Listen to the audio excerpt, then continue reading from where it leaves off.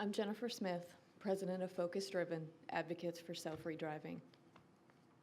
I want to thank Secretary LaHood and the National Safety Council for all the support they have given us to get us to where we are today, making such progress in saving people's lives. Cell phone distracted driving has a lasting impact on a lot of people, families, friends, and loved ones of victims. Every day, there is a growing number of victims and families who have been impacted by this behavior. I talk to a new family every week, if not every day, that I have to hear the story on how they just lost their loved one.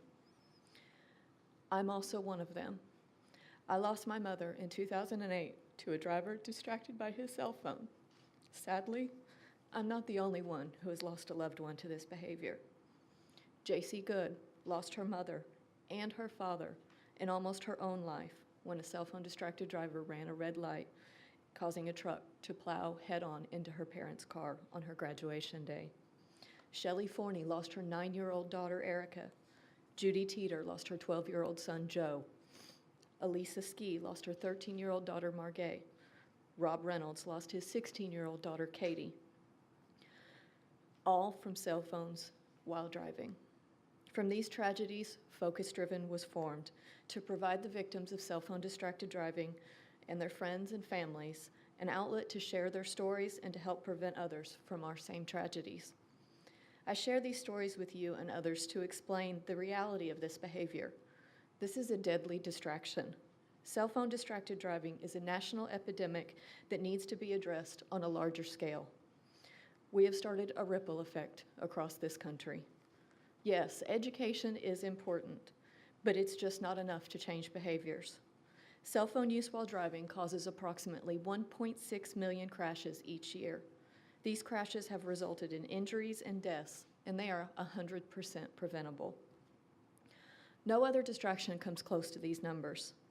People who claim we shouldn't single out cell phones simply don't understand their devastating impact. If putting on makeup or eating a cheeseburger were causing 6,000 deaths in a quarter of all crashes, then I'm sure people would call for a specific ban of those activities also. We only hope that we can raise awareness of all distractions with our efforts with cell phones. While most companies recognize this danger and are implementing policies to prevent it, as mentioned earlier, unfortunately, some companies see enabling distraction by drivers as a way to make a profit.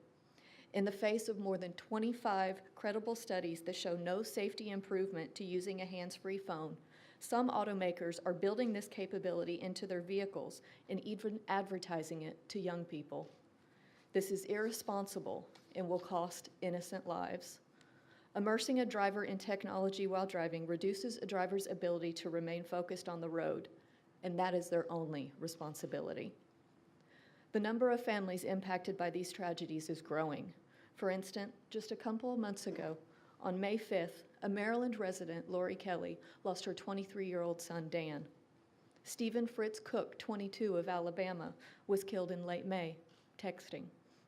One of my own close friends that I grew up with, Jennifer Kearns from Sacramento, California, was hit by a driver distracted by a cell phone and nearly lost her own life. How many more families need to needlessly suffer before action is taken? The Drive Coalition claims the issue has been hijacked. However, it is the safety of our roads that has been hijacked, and it's time we protect motorists and those who share the roads with them. Laws banning the behavior will help do just that. We need laws now, laws that ban handheld and hands-free phones. We also need strict enforcement of those laws.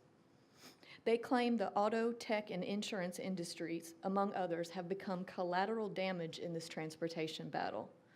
The only collateral damage are the lives of those that have been lost and the lives that have been affected due to the senseless deaths on our roads caused by cell phone usage while driving. When we get behind the wheel, we not only have a responsibility to protect those in our vehicle, but we have a responsibility to protect those around us as well. Selfie driving saves lives and keeps families together. Standing here today, it is difficult for me to understand how our advancements over the past year in driver education and highway safety are being questioned by a group of lobbyists interested in furthering the cause of mobile technology. Education is only one step in creating change on our roadways. Laws and enforcement are crucial to making a difference in saving lives. Again, I'd like to thank Secretary LaHood for his leadership and commitment to this issue. I ask the Drive Coalition not to obstruct legislation that will prevent these crashes and save countless lives, possibly of their loved ones. And in my closing, as my mom's birthday approaches, I beg each of you to make a commitment and take the pledge to make your car a no-phone zone. Thank you. Thank you. Questions? Go ahead.